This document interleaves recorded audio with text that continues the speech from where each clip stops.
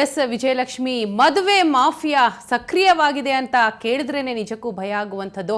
ಒಟ್ಟಾರೆ cover story ತಂಡದ ಕಾರ್ಯಾಚರಣೆ ಹೇಗೆ ನಡೀತು, ಯಾವ ಒಂದು ಸುಳಿವಿನ ಆಧಾರದ ಮೇಲೆ ಈ ಒಂದು ಕಾರ್ಯಾಚರಣೆ ನಡೆಸಲಾಯಿತು? ಯಾಕಂದ್ರೆ ಅಲ್ಲಿನ ಸ್ಥಳೀಯ ಪೊಲೀಸರಿಗೂ ಕೂಡ ಈ ಮಾಹಿತಿ ಇರಲಿಲ್ವಾ? ಹೇಗೆ ವೀಣಾ, ಈ ಒಂದು ಕಾರ್ಯಾಚರಣೆಗೆ ನಾವು ಕಳೆದ 4 ತಿಂಗಳಿಂದ ಸತತವಾಗಿ ನಿರಂತರವಾಗಿ ನಾವು ಅದಕ್ಕೆ ವರ್ಕ್ ಮಾಡಿದ್ದೀವಿ. 4 ತಿಂಗಳ ಕಾಲ ಈ ಖದೀಮರಿಗೆ ಬಲೆ ಬೀಸಿ ನಾವು ಸಾಕಷ್ಟು ನಾಟಕಗಳನ್ನಾಡಿ, ಸಾಕಷ್ಟು ಬೇರೆ ಬೇರೆ ರೀತಿಯಲ್ಲಿ ಅವರಿಗೆ ಬಲೆ ಬೀಸಿ ಅವರ ಸೀಕ್ರೆಟ್ಗಳನ್ನು ಬಯಲಿಗೆಳೆಯುವಂಥ ಒಂದು ಪ್ರಯತ್ನ ಮಾಡಿದ್ವಿ. ಯಾಕಂದರೆ ಈ ಗ್ಯಾಂಗ್ ತುಂಬಾ ಶಾರ್ಪ್ ಆಗಿರುತ್ತೆ, ತುಂಬ ಅಪಾಯಕಾರಿಯಾಗಿರುತ್ತೆ, ಮತ್ತು ವಿಶ್ವಾಸ ಇಟ್ಟುಕೊಂಡು ಈ ಹಿಂದೆ ಯಾರಿಗೆ ಅವರು ಹೆಲ್ಪ್ ಮಾಡ್ತಾರೆ ಅವರನ್ನು ಮಾತ್ರ ಅವರು ವಿಶ್ವಾಸಕ್ಕೆ ತಗೊಂಡು ವ್ಯವಹಾರ ಕುದುರಿಸ್ತಾರೆ. ಹಾಗಾಗಿ ಅವರನ್ನು ವಿಶ್ವಾಸಕ್ಕೆ ತಗೊಳ್ಳೋದಕ್ಕೆ ನಮಗೆ ಸಾಕಷ್ಟು ಸಮಯ ಹಿಡಿಯಿತು. ಆದರೂ ಕೂಡ ನಾವು 2 ಭಾಗವಾಗಿ ಈಗ ರಹಸ್ಯ ಕಾರ್ಯಾಚರಣೆಯನ್ನು ಮಾಡಿದ್ವಿ. ಮೊದಲು ನಾವೊಂದು ಶ್ರೀಮಂತ ವ್ಯಾಪಾರಸ್ಥರ ರೀತಿಯಲ್ಲಿ ಒಂದು ಹೋಗಿ ಆ ಮೂಲಕ ನಮ್ಗೆ ಹೆಣ್ಣು ಬೇಕು ಅಂತ ಕೇಳ್ಕೊಂಡು ಒಂದು ರೀತಿಯಲ್ಲಿ ಹೋದರೆ, ಇನ್ನೊಂದು ಕಡೆ ನಾವು ಬಡ ಹೆತ್ತವರ ರೀತಿ ಒಂದು ನಾಟಕ ಆಡಿ ನಮ್ಮ ಹತ್ರ ಹೆಣ್ಮಗಳಿದ್ದಾಳೆ ಮದುವೆ ಮಾಡಿಸ್ಬೇಕು ಅನ್ನೋ ರೀತಿಯಲ್ಲಿ ನಾಟಕ ಆಡಿ ಇಡೀ ಒಂದು ಗ್ಯಾಂಗ್ನ ಸೀಕ್ರೆಟ್ಗಳನ್ನು ಬಯಲು ಮಾಡಿದ್ವಿ. ಅದು ಅಲ್ಲದೆ ಈ ಒಂದು ಗ್ಯಾಂಗ್ನ ಸೀಕ್ರೆಟ್ಗಳನ್ನು ಬಯಲು ಮಾಡಿದ್ದೇ ಅಲ್ಲದೆ ಅವರು ಯಾವ ರೀತಿ ಒಂದು ನಾವು ರಹಸ್ಯ ಕಾರ್ಯಾಚರಣೆ ನಾವು ಒಂದು ಕೊನೆಯ ದಿನ ರಹಸ್ಯ ಕಾರ್ಯಾಚರಣೆ ಮಾಡೋ ದಿನ ಒಂದಷ್ಟು ಹುಡುಗಿಯರನ್ನು ಮುಂಬೈ ಸೂರತ್ಗೆ ರವಾನೆ ಮಾಡಕ್ಕೆ ಹೊರಟಿದ್ರು. ಆ ಸಂದರ್ಭದಲ್ಲಿ ನಾವು ಅವರ ನಮ್ಮ ಮೇಲೆ ಪೊಲೀಸರಿಗೆ ಮಾಹಿತಿ ಕೊಟ್ಟು ರೈಡ್ ಮಾಡಿಸಿ ಅಷ್ಟು ಹೆಣ್ಮಕ್ಳನ್ನು ನಾವು ರಕ್ಷಣೆ ಮಾಡಿಸಿದ್ವಿ. ಆದರೆ ಈ ಬಗ್ಗೆ ಅಲ್ಲಿನ ಸ್ಥಳೀಯ ಪೊಲೀಸರಿಗೂ ಅಷ್ಟೊಂದು ಮಾಹಿತಿ ಇರಲಿಲ್ಲ. ನಾವು ಮಾಹಿತಿ ಕೊಟ್ಟಾಗ ಅವರು ತಕ್ಷಣ ಪ್ರವೃತ್ತರಾದರು. ಬೆಳಗಾವಿ ಪೊಲೀಸರು ನಮಗೆ ಕಂಪ್ಲೀಟ್ ಸಪೋರ್ಟ್ ಕೊಟ್ಟರು. ಇನ್ನೇನು ಈ ಹೆಣ್ಮಕ್ಳನ್ನ ರವಾನೆ ಮಾಡಬೇಕು ಅನ್ನುವಷ್ಟೊತ್ತಿಗೆ ಪೊಲೀಸರು ನಮ್ಮ ಹೆಲ್ಪಿಗೆ ಬಂದು ಆ ಎಷ್ಟು ಹೆಣ್ಮಕ್ಳನ್ನ ರಕ್ಷಿಸಿದ್ರು ಮತ್ತು ಆರೋಪಿಗಳನ್ನು ಬಂಧಿಸಿ ಜೈಲಿಗಟ್ಟಿದ್ರು.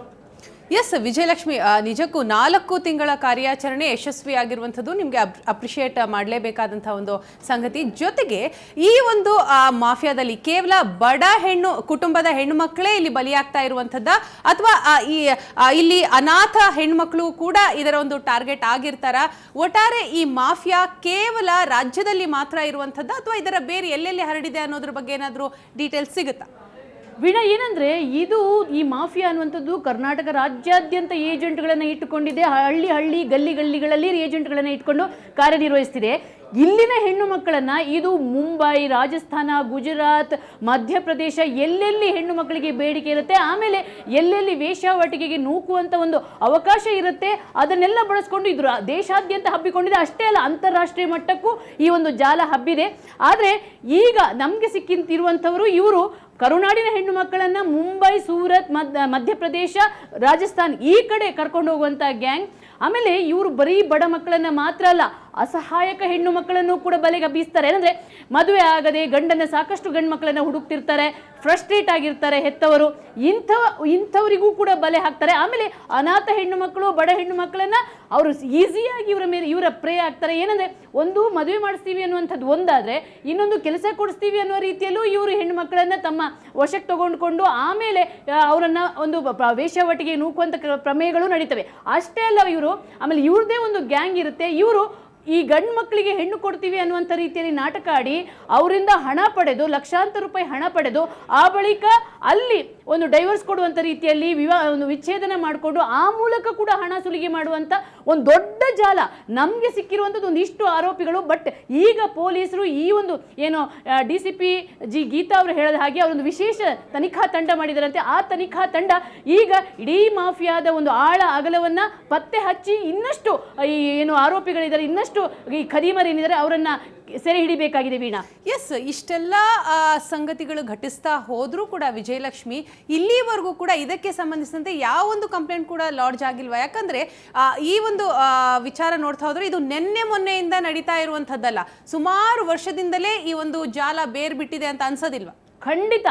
ಏನಂದ್ರೆ ವೀಣಾ, ನಾವಿಲ್ಲಿ ರಹಸ್ಯ ಕಾರ್ಯಾಚರಣೆ ಮಾಡ್ತಿದ್ದಾಗ ಏನೀಗ ಅಲ್ಕಾಮೋಶಿ ಅಥವಾ ಆಶಾ ಏನಿದ್ದಾರೆ, ಇವರು ಇಡೀ ಏರಿಯಾವನ್ನು ತಮ್ಮ ವಶಕ್ಕೆ ತಗೊಂಡ್ಕೊಂಡಿದ್ದಾರೆ.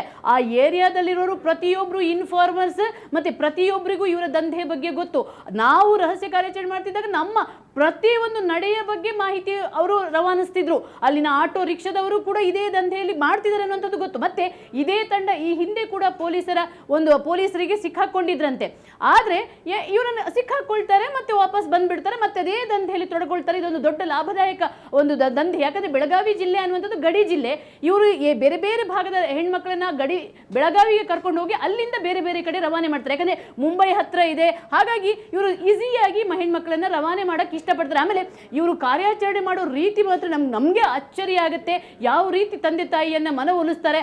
ಒಂದು ಸಲ ನಾವು ಹಣ ಅಂದ್ರೆ ಅವ್ರ ತಂದೆ ತಾಯಿಗೆ, ಯಾರು ಹೆಣ್ಣು ಹೆತ್ತ ತಂದೆ ತಾಯಿಗೆ 1 ಲಕ್ಷದಿಂದ 2 ಲಕ್ಷ ಆ ಹೆಣ್ಣು ಮಗುವಿಗೆ ಕೊಡ್ತಾರೆ. ಒಂದ್ಸಲ ಹಣ ತಗೊಂಡ್ ಬಳಿಕ ಆ ಹೆಣ್ಣಿನ ಮೇಲೆ ಸಂಪೂರ್ಣ ಅಧಿಕಾರವನ್ನು ತಂದೆ ತಾಯಿ ಕಳ್ಕೊಳ್ತಾರೆ. ಆ ವಸ್ತು ನಮ್ಗೆ ಅನ್ನುವ ರೀತಿಯಲ್ಲಿ ಅವ್ರು ವರ್ತಿಸ್ತಾರೆ. ಆಮೇಲೆ ಮದುವೆ ಮಾಡಿಸ್ತಾರೆ, ಒಂದೇ ದಿನದಲ್ಲಿ ಕರ್ಕೊಂಡು ಹೋಗಿ ಮದುವೆ ಮಾಡಿಸ್ತೀವಿ, ನಿಮ್ಗೂ ಅವ್ರಿಗೆ ಆಮೇಲೆ ಸಂಬಂಧವೇ ಇಲ್ಲ ಅನ್ನೋ ರೀತಿಯಲ್ಲಿ ಮಾತಾಡ್ತಾರೆ. ಅಂದ್ರೆ ಇದು ಅತ್ಯಂತ ಭಯಾನಕವಾಗಿ, ನಾವು ಯಾವುದೋ ಒಂದು CCTVಯಲ್ಲಿ ಒಂದು ಫುಟೇಜ್ ನೋಡ್ಕೊಂಡು ಬೆಚ್ಚಿ ಬೀಳ್ತೀವಿ, ಇಡೀ ದೇಶ ಬೆಚ್ಚಿ ಬಿತ್ತು. ಆದ್ರೆ ಇಲ್ಲಿ ನಿರಂತರವಾಗಿ ಹೆಣ್ಣು ಮಕ್ಕಳನ್ನ ಈ ರೀತಿ ಮದುವೆ ಆಸೆ ತೋರಿಸಿ, ಕಾಸಿನ ಒಂದು ಆಸೆ ತೋರಿಸಿ ಕರ್ಕೊಂಡು ಹೋಗಿ ಅವರನ್ನ ಜೀವನ ಪರ್ಯಂತವಾಗಿ ಅವರನ್ನ ಒಂದು ದೌರ್ಜನ್ಯ ಮಾಡುವಂಥದ್ದು. ಈ ಬಗ್ಗೆ ರಾಜ್ಯ ಸರ್ಕಾರ ನಿಜವಾಗ್ಲೂ ಈ ಒಂದು ಪ್ರಕರಣವನ್ನು ಗಂಭೀರವಾಗಿ ಪರಿಗಣಿಸಬೇಕಾಗಿದೆ ವೀಣಾ. ಈಗ ಒಂದು FIR ದಾಖಲಾಗಿದೆ. ಆ FIR ಮೇಲೆ ಈಗ ಇವರು ತನಿಖೆಯನ್ನು ಗಂಭೀರವಾಗಿ ಪರಿಗಣಿಸಿ ತನಿಖೆ ಮುಂದುವರಿಸಿ ಇನ್ನಷ್ಟು ಒಂದು ಏನು ಈ ಖತರ್ನಾಕ್ ಗ್ಯಾಂಗ್ನ ಸದಸ್ಯರೇನಿದ್ದಾರೆ ಅವರನ್ನ ಸೆರೆ ಹಿಡಿಬೇಕಾಗಿದೆ. ಜೊತೆಗೆ ವಿಜಯಲಕ್ಷ್ಮಿ, ಯಾವುದೇ ಭಯ ಇಲ್ಲದೆ ಇಷ್ಟೊಂದು ರಾಜಾರೋಷವಾಗಿ ಒಂದು ಮಾಫಿಯಾ ಕಾರ್ಯ ಪ್ರವೃತ್ತವಾಗಿದೆ ಅಂತ ಅಂದ್ರೆ ನಿಜಕ್ಕೂ ಇಲ್ಲಿ ಪ್ರಭಾವಿಗಳ ಕೈವಾಡ ಏನಾದ್ರೂ ಎದ್ದು ಕಾಣುತ್ತಾ ಹೇಗೆ?